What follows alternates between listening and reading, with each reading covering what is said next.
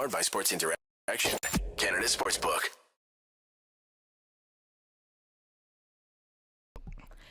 Excellent. And we are live. Awesome. Hey everyone, how are you guys? My video is still going over here, so I'm just gonna mute it. And I'll chat with you soon. Oh.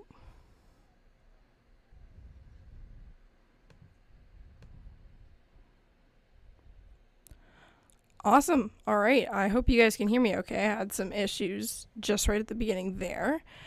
And I will be getting started right away to talk about this Winnipeg Jets big loss that we had just happen. I am streaming with my YouTube open on the side so I can chat with you guys in the comments, and the audio was like bugging me out a little bit, and I was like, oh my goodness. I can hear everything, but here we are. Let's talk about that loss. So for those of you who don't know me, my name is Liz. This is my second game doing the show here. My co-host Brady has been holding down the fort for the last couple of games, and he left me with a real stinker. So thank you so much, Brady, for that. Wrapping up a rough 60 minutes there against the Minnesota Wild, 6-1 loss. Unlike the New Jersey Devils today, we all of the goals that were scored in that game were, legit. There's some legit stuff going on in there, and Minnesota Wild, I think, played pretty well. When I was taking my notes for the game and I was looking at things that, were not going so great for the Jets, things that were going okay, I really found that a lot of the goals that Minnesota did score were more a product of them looking really good and making some good plays as opposed to really bad unforced errors by the Jets. That being said, still not a lot of good to talk about with Jets hockey here, but let's get into it a little bit. So I am going to take a look at the comments as we go. Obviously, as you can tell, I'm by myself today, so if you guys have anything that you want to chat about in the chat as we're going live, feel free. So before we get started, I'm just going to do a quick ad read for our friends at Sports Interaction. So think you know what way it's going to go? Make your bet with Sports Interaction, whether it's World Cup, hockey, football, or basketball, Sports Interaction has you covered. Bet pregame, live in play, or on one of our many prop bets. Sports Interaction makes it easy to deposit, play, and cash out. Join now and see all sports betting has to offer. Want to bet? Head to sportsinteraction.com/SDPN. That's sportsinteraction.com/SDPN. 19 plus, please play responsibly. Awesome. So let's get into it here. So, we had the first period and I was really taking notes like crazy. You can see I got my notes app here. For those of you watching on video, I had all kinds of stuff going on. And I found that a lot of the points that I wanted to bring up at the beginning of the game were pretty consistent throughout. The Jets did have a better period, in my opinion, in the second, but it still wasn't a great effort all the way through. I had a lot of issues with a lot of the things that I did see. But I see someone in the chat here saying that Dubois didn't have a good game, and that's something I do want to talk about, is specifically him.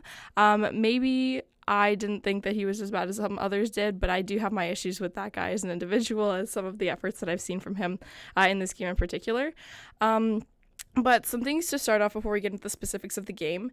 Reverse retro jerseys made it out today. What do you guys think of those? I personally am not a huge fan of them. When Brady and I were chatting a while ago, we were calling them the Subway jerseys. I don't know if that's the thing that other people are calling them, but the really bright green and yellow I find is very hard to look at. I don't love the yellow and white together on the numbers. I feel like there's some potential there. I also don't like it because it's so similar to Minnesota's last year reverse retro. It's basically just a home jersey, but I was glad they were playing them tonight. It's always fun to play against a different kind of jersey, so that was cool. But not the biggest fan of those, but it is what it is. I also wanted to give a quick shout out to Steve Dangle, who they posted some clips of the podcast that they recorded earlier, and they're talking about goalies not playing the puck. Oh my gosh, Connor Hellebuyck, stop playing the puck. Those are a couple quick things I want to mention before we get into our, big story of the game. To me, the big story of the game is, oh my goodness, the Jets need some help on forward. I've been really struggling with some of the Jets offense lately. I find that they are not producing to the caliber that they need to be to sustain the record that they're at right now. Obviously, the Jets are doing okay as far as, the standings go, but the Central is having some weird teams. Colorado is not winning as many games as people thought they were going to. St. Louis is pretty stinky. Lots of that kind of stuff. Personally, my thoughts on the Jets are really in the middle of where they've been in the recent past versus tonight. I don't think they're as good as their record shows, but I also don't think that they're as stinky as were tonight. I don't think that's the real Winnipeg Jets, but that being said, a lot of patterns that we've seen from games, even the games that the Jets have won, really came through tonight. Really struggling on a lot of those zone entries, in my opinion. You know, getting possession to me was one of the biggest struggles tonight. The Jets could not forecheck or get the puck away from Minnesota for the life of them. As soon as they actually could, they couldn't maintain it or create anything from it, right? And obviously we talk about how much they miss Nikolai Ehlers in a lot of capacities, but even if Nikolai Ehlers were here, I still think the Jets need a top 6 forward, and with him being missing, that need is even more blatant and glaring, in my opinion. And I think that the ability to engage all 5 players is something that the Jets talked a lot about in the offseason, talking about, you know, activating the D more and stuff, which is always a great thought, but I need to see it happen. And I don't know if I was seeing enough of that tonight. The forwards were poor and the defense weren't really helping in that capacity, in my opinion. I think that there were some miscues, some fumbles in the offensive zone, just not a lot of good stuff in the limited chances that they did have, because there wasn't a lot of offensive zone pressure and, you know, a lot of strong chances created, in my opinion. So let's talk about some of the specific goals against. The goal for Kyle Connor, we know he's able to shoot. I'm still struggling with his game. You know, after he had that hat trick a couple games ago, I was really hoping they were going to start to see a little bit more from him, but it just wasn't fully there, in my opinion, in this last couple of games. And I think that tonight in particular, he just looked a little bit off. And I don't know if it's, you know, some of the line shuffling that went on throughout the course of the game, or if it's just kind of some patterns that we've seen all season so far. But I was glad he scored. I hope he can continue to score, because that's what he needs to do, in my opinion, to feel his best, to look his best, to perform his best, is to actually put those pucks in the net. And anytime that he's able to do that, I think is good. But I didn't think he had the greatest game tonight. But let's talk about the goals against. So the first goal there, that was the one that was a set play off of the face-off, right? Shout out Nick Patan, got a point on that one. But where I struggle with that one is Josh Morrissey is in front of the net, right? Like, he's defending that one. And I think that when you're, you know, defending that net front guy like he was there, tying up the stick is one of the most important things that you could do. And I think that, you know, Josh had the positioning there. The body is in front with the guy, but when the stick is so open like that, the screen just makes it so much easier for the offensive player to kind of move them around, because the offense player has the upper hand there. Like, Josh isn't tying the stick. He's, you know, kind of struggling with the shoulder there, and the puck gets through pretty easily. Hellbuck essentially has 2 screens in front of him there. So I think that in that case, in my opinion, I think Josh could have done a better job actually tying up the player to make that a more effective lock in front. But also, you know, once again, nice play, right? I think, it's, you know, the way she goes sometimes. A couple other goals. The Heinola defense on Jordan Greenway there, you know, Twitter obviously went to town a little bit.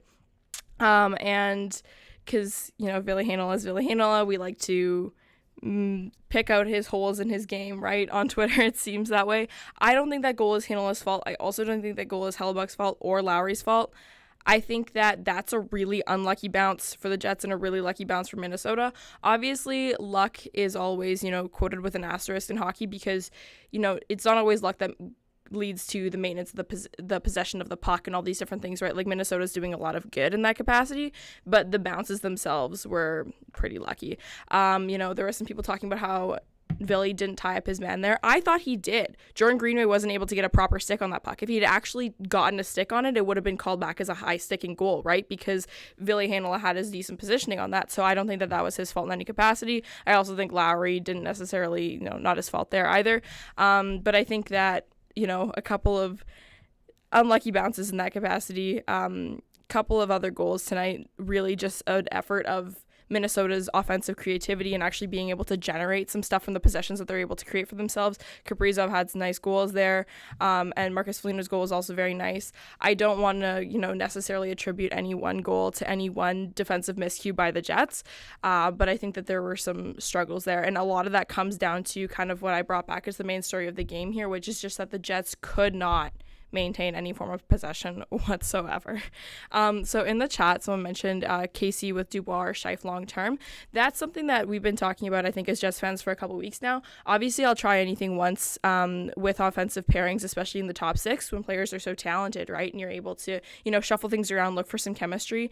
And especially when Ehlers was not injured and they were running that really top-heavy top line, I was interested. I was intrigued, right? I was like, I wouldn't necessarily choose to play Connor, Scheifele, Ehlers, but I was open to it. Injuries change things, of course. But I've been struggling with the Perfetti, Dubois, Wheeler line because I've also been struggling with all three of those guys individually. I don't know if I'm really liking what I'm seeing from all of them as of right now. So I think long term, they need to put Connor and Dubois back together. Both of those guys need to pick it up a little bit. I think Dubois tonight, very clearly, showed some of that anger, when he really gets into that aspect of the game. He draws a lot of penalties, he takes a lot of penalties, he's very, he's that guy who stays after the play to finish the check and cross-check the guy when he doesn't really have to and that kind of stuff. And I think that if he were to be playing better apart from that, he wouldn't feel the need to do that as much, if that makes sense, right? Like, that's kind of how I'm feeling. And I think that if you were able to produce a little bit more, everyone would feel better about their play. So I think that, we saw also a larger sample of him and Connor playing together last year. We're about at the quarter mark of the season, which is still an okay sized sample, but I always like to see more. And I really liked what I saw from Dubois and Connor last year. Frankly, I don't even know why they were split up to begin with. I would have left them together. I also think that having a net driver like Dubois on a line with Cal Connor is really great, especially if their third is someone like Perfetti who can pass really well, because the more pucks that you can get to the net when you have someone like Connor on the ice, the better, because the rebounds and all those kinds of things, he's really good at those in tight shots and, making something out of nothing. But in order to be able to do that, you need to be able to have those pucks in the right zone. And I just don't feel like that's happening right now. And I also think that Scheifele and Ehlers are a decent fit. And everyone knows that I love pairings more than I love lines. I think it's really important to go with 2 stars and Guy more than it is to go 3 stars on a line. So if you're able to go Scheifele, Ehlers, Connor, and Dubois when healthy, I think that that's the best bet for the Jets to go. Someone says in the chat, even though Pionk is what everyone is worried about, Pionk, I also think, had a little bit of a rougher game tonight.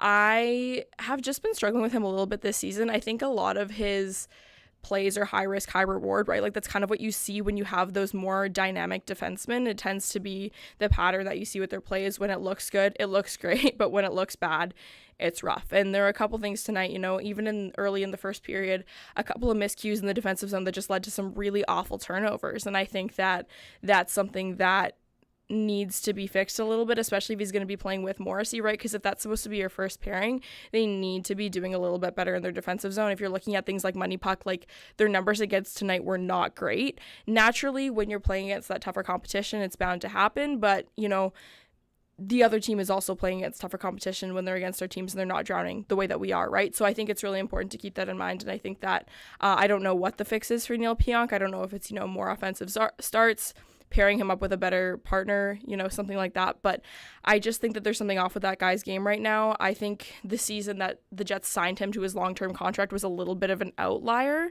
but I think that he's better than he is right now. And I hope he's able to round back into full form, especially if he's going to be playing with Morrissey, because that top pairing needs to be better if the Jets want to maintain some form of long-term success.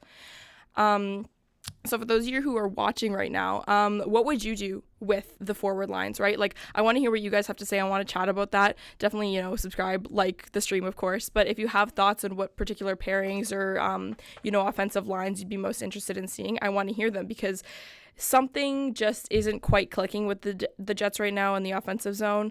Maybe it's Perfetti that needs to be activated a little bit more. Maybe he just needs to get his footing. Maybe Wheeler needs to be demoted into the middle 6 or bottom 6, right? Like, I don't know what the fix is, but Connor, Dubois, Wheeler, Perfetti, Scheifele, Gagne is what Justin in the chat says. And I think that that's interesting. I don't know if I like Gagne as a long-term fix in the top 6. I think right now he's a better fit than Appleton was, and I think given the circumstances, he's okay. But I don't think I like that long term, but I don't think there's an internal fix for that long term either. I think the Jets really need to bring in an actual forward to come play in the top 6, because right now their forwards are where they're struggling the most. It's been the kind of thing where for the last however many years, you listen to Sportsnet, you listen to TSN, you listen to a lot of Jets fans, and they're like, oh, the defense is bad. But then you have a couple people who dive in a little bit deeper and they go big brained and they say, actually, the forwards are the problem. And I kind of agree with that, right? Like, I think that, with the forwards, they need to produce to a higher quality than they are right now, and I just don't see it happening, and I think that they need to be able to fix that. I don't know what would be currently, obviously barring any kind of trade or anything, what would be the ideal person that I would put in the top 6. I am seeing some Gus love in the chat, and I also want to talk about him tonight. David Gustafsson does all of the things right that, any coach, any analyst, will talk about when they're like talking about a full player. That is David Gustafsson.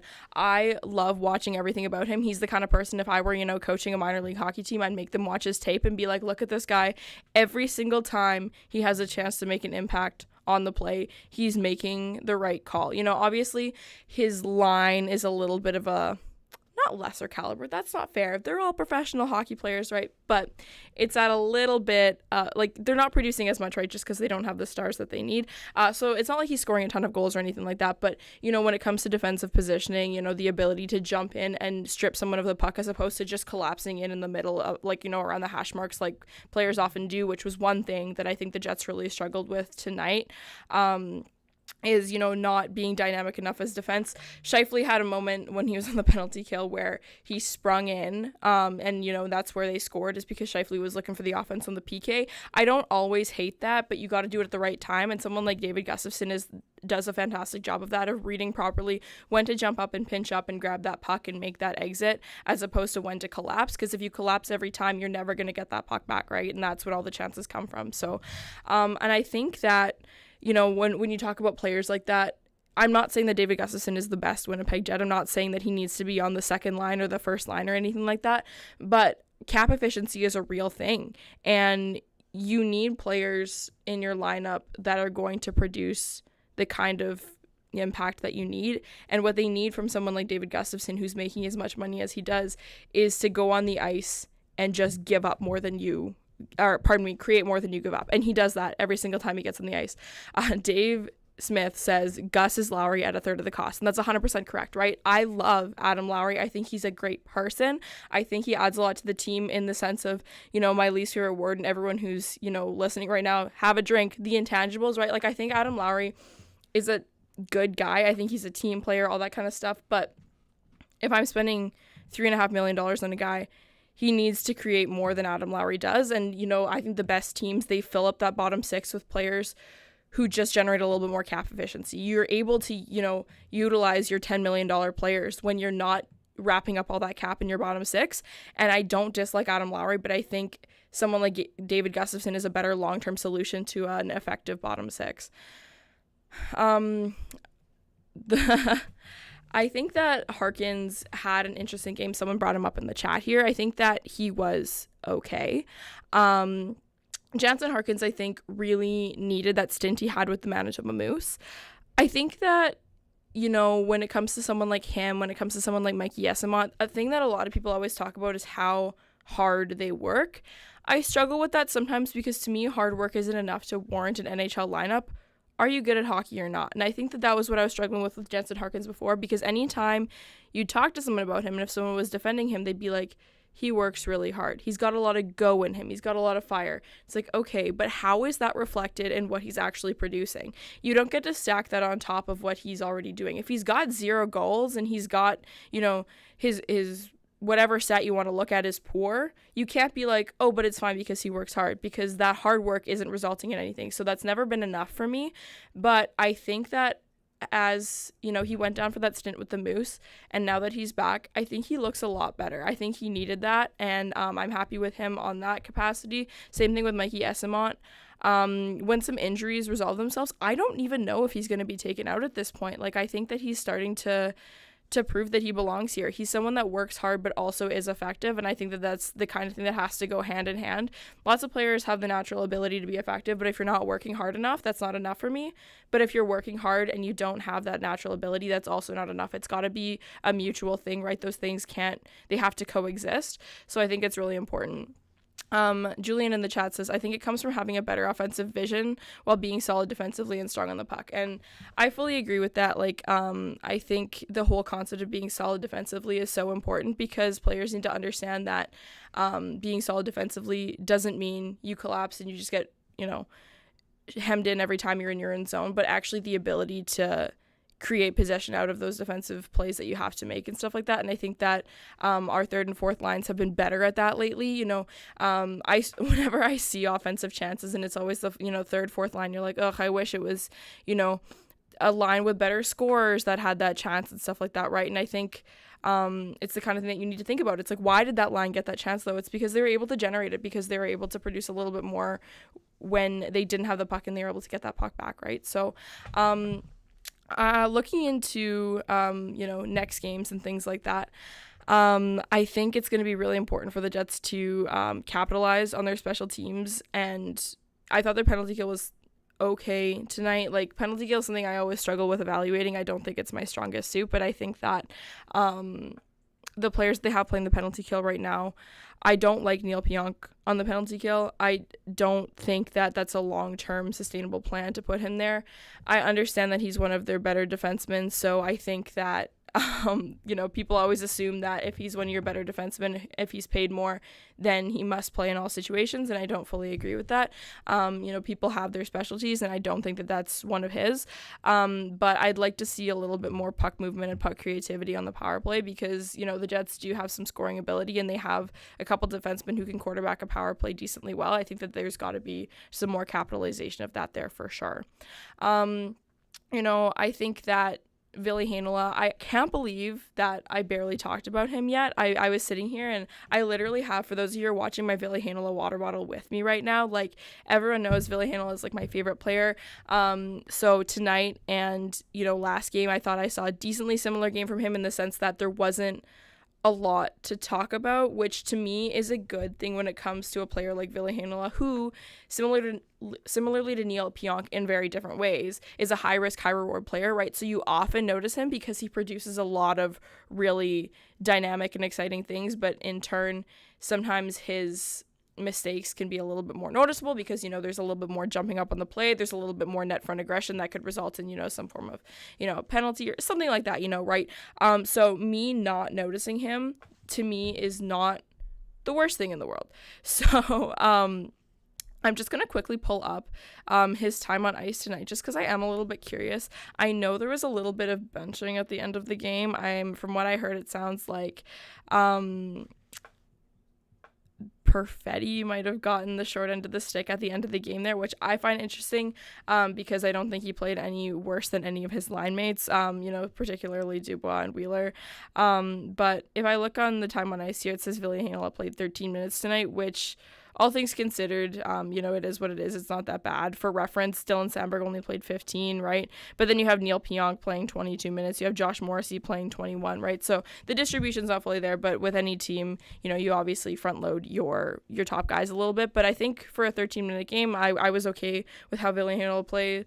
Someone in the chat says, Villi is your favorite player. Does Dubois know you're cheating on him? Listen, I'm allowed to have two favorite players. I have one who's a silly little guy and one who's a mean little guy, and that's just my Villi is a really exciting player, and I really want to see him develop more as a player with the Jets and all that kind of stuff. So I've been really, really keen on him getting some more NHL ice time. You know, hearing comments from the coaches that are like, oh, Villi is an NHL caliber player. You know, I struggle with that when you're playing him in the AHL, because in what world does someone who's already excelled at the level they're at, knowing that there's a level they can move to next, need to stay at that preliminary level, right? You know, he's playing penalty kill, he's playing power play, all of his stats, if you want to look at regular stats, like, you know, simple isolated ones like goals and assists, doing very well. If you want to look at stats that make no sense, like, you know, plus minus or something, he's also doing fine there, if that's what you want to look at. Or if you want to look at fancier numbers, like, you know, the Corsi, the Fenwick, the expected goals, all those fancy things, right? Also doing very well there. Like, he's dominating at an AHL level. So to me, when you have, you know, a defense that has some players that are a little bit more expendable and, you know, it's still early in the season, you got to bring up the guy who's got a decent reward. So I think that's going to be where I wrap up my stream tonight. Thank you so much, everyone, for jumping in and being engaged in the chat. I'll be real with you. I was very nervous to do a show on my own. I often talk about hockey, but I don't monologue. That's not my thing. So this was definitely a new experience for me. I have some fun guests lined up for some of my other shows, so hopefully you won't have to endure this too many other times. But I appreciate you guys coming out and checking this out. Definitely, you know, like, subscribe, do all these things, engage with the posts on Twitter. We really appreciate all the support. It's been great getting the show up and running, and Brady and I really appreciate all the support from everyone so far. You can catch us on Twitter at SDPN Sports, and you can also catch me on Twitter. I'm at Liz Hood. People always pronounce my last name wrong. It is Hood, not Hood. But if you guys want to catch me there, love chatting hockey with all of you. Really appreciate you guys. So everyone take care, and I will see you next time.